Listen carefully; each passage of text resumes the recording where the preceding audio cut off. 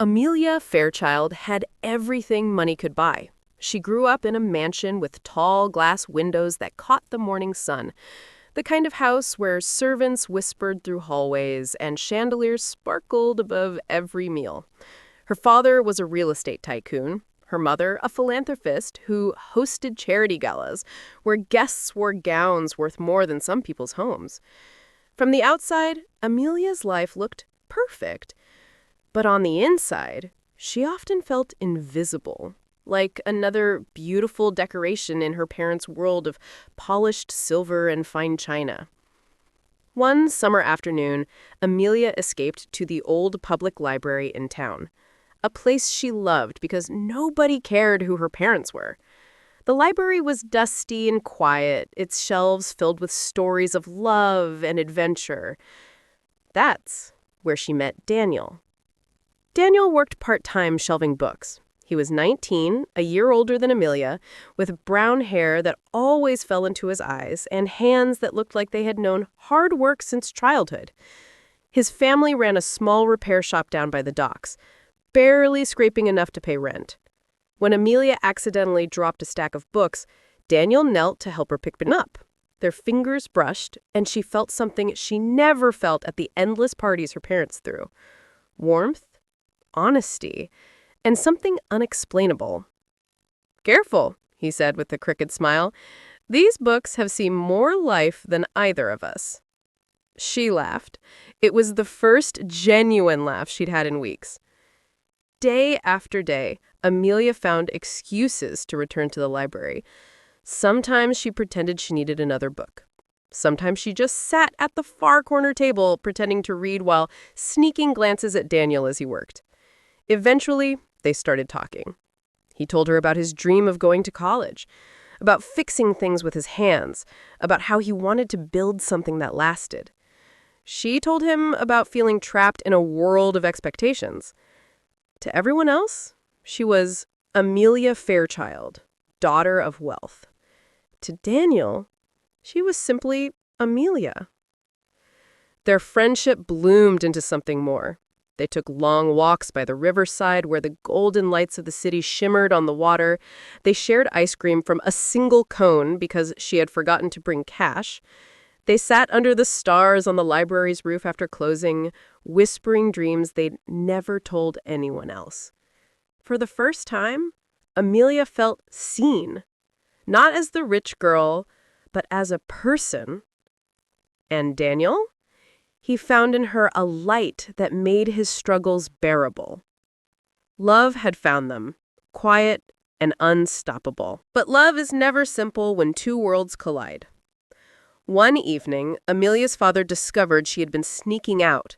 He had her followed, and when he saw her laughing with Daniel by the river, his fury was like a storm. "Do you understand who you are?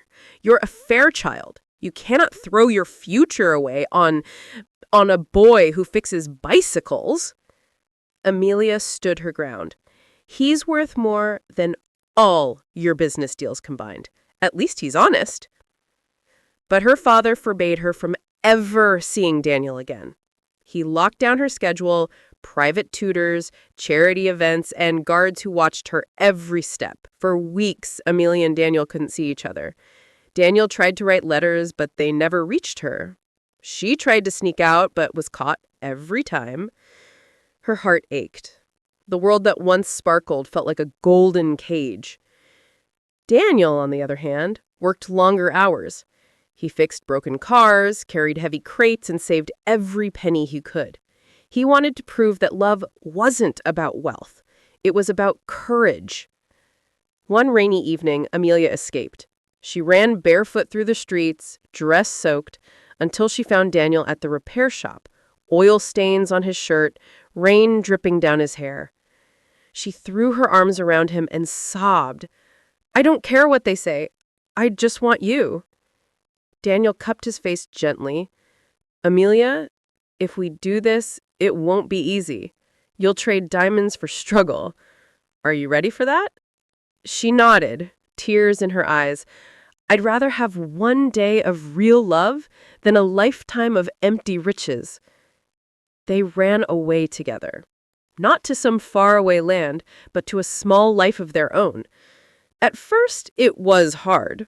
Amelia burnt toast, Daniel worked double shifts, and their little apartment had cracks in the ceiling. But every night, they ate dinner on the floor, laughing over cheap takeout, telling stories, holding hands until they fell asleep. Their love turned every hardship into something bearable, even beautiful. Years later, Daniel's repair shop grew into a full business. He built it with his hands and her support.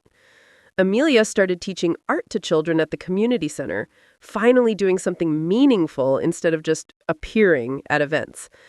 They didn't live in a mansion, but their home was filled with laughter, messy sketches on the fridge, and love so strong it didn't need chandeliers to shine. One evening, Amelia's father finally visited their modest home. He expected to find his daughter miserable. Instead, he found her glowing, sitting at a worn wooden table, Daniel's hand over hers, their daughter giggling in the corner with crayons. For the first time, he realized wealth had never given him what his daughter had now: peace, joy, and love. He didn't apologize with words, but his silence said everything. And as Amelia looked at Daniel, her heart whispered, "This is the life I chose. This is the love I dreamed of, and I'd choose it again 1,000 times."